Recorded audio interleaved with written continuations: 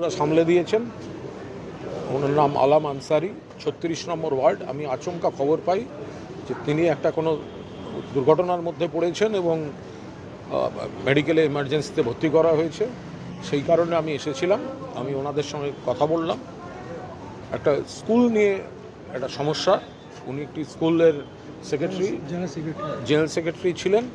তো এখন যারা ক্ষমতায় এসছেন তাদের এখন সেটাও দখল করার দরকার। ফলে এতটাই তার উপর মানসিক, শারীরিক নানা অত্যাচার ধারাবাহিকভাবে করা হচ্ছিল। এলাকার মানুষও খানিকটা সামলাচ্ছিলেন, কিন্তু সেটা সামলাতে পারেনি। একদম মানসিক অবসাদে চলে গিয়ে তোমাকে এই করব, তোমাদের এই করব, এই করতে করতে তারপর নিজেরাই একটা মানসিক অবসাদে গিয়ে একটা ঘটনা ঘটেছে। এখন তাকে আগে সারিয়ে তোলা। আর এলাকার মানুষ যে অভিযোগ করছেন যে একটা স্কুলকে দখল করতে গিয়ে এই ধরনের একটা কাণ্ডকারখানা করা হয়েছে। এবং এর আগেও কিছুদিন আগেই এই গণ্ডগোল হয়েছিল।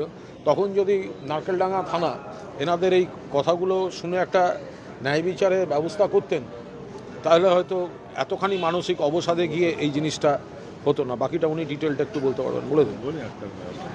কোন school? Azad national day and night school. এটা মানে ইনি general secretary, Alam Ansari general secretary আছেন।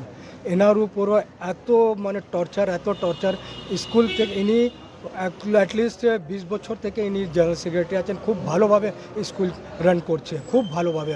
অনেক ডিপার্টমেন্টটা খোলা হয়েছে। এখন ন্যাশনাল ভিশন নামে একটা ইংলিশ মিডিয়াম স্কুলও খোলা হয়েছে। কিন্তু এখন যারা ক্ষমতায় এসছে ওরা এসে স্কুলে 3 দিন আগে তালা মেরে দিয়েছে। এলাকার সব মহিলা, বুড়ো, জওয়ান সবজন বেরিয়ে খুব হাঙ্গামা হয়েছে। ওরা তালা ভেঙেছে, আবার ওরা থ্রিটেন করেছে কি আবার আমাদের স্কুলে কিছু করতে হবে না। কিন্তু ওরা ডাইরেক্ট চলে গেছে থানায়। আমরা গিয়ে একটা কমপ্লেন দিয়েছি। কমপ্লেন দিয়ে রিসিভ করে আমরা বেরিয়েছি। তারপরেই আমাদেরকে কল করা হয়েছে থানায় এসো। ও কমপ্লেনটা আমাদের থেকে নিয়ে শুধু একটা জিডি নাম্বার দিয়েছে, কে নাম্বার নিয়ে আপনারা যান, কোনো কমপ্লেন লেটার আপনারা নিয়ে যাবেন না। তারপরে এনার উপরে এসে ইনি ডেলি বিকাল 7টা থেকে 9টা অবধি উনি অফিসে বসেন। কোনো কাজ আছে সবার দেখতে জন্য বসেন। কিন্তু ওরা এসে অফিসে এনার উপরে টর্চার করছে, এনাকে হ্যারেস করে বের করছে কি বের হন, আমরা স্কুলে দখল করব, আমরা স্কুল চালাবো। এই মানে প্রতিদিন সকাল থেকে রাত্রি অবধি এনার উপরে টর্চার হচ্ছে। সেই জন্য ইনি একটু ডিপ্রেশনে চলে গেছেন। আর কি কালকেও হয়েছে, কালে ডেলি হচ্ছে। যারা এখন শাসনে এসছে পশ্চিমবাংলায়। হ্যাঁ,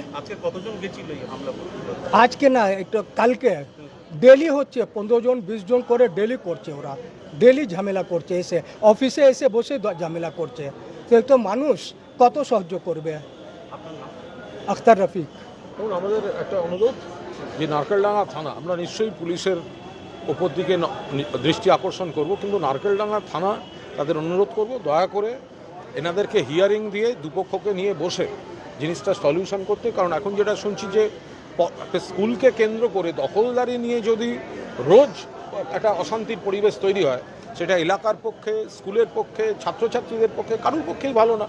এটা নারকেলডাঙ্গা থানা অবিলম্বে হস্তক্ষেপ করে দুপক্ষকে ডেকে নিয়ে বসুক।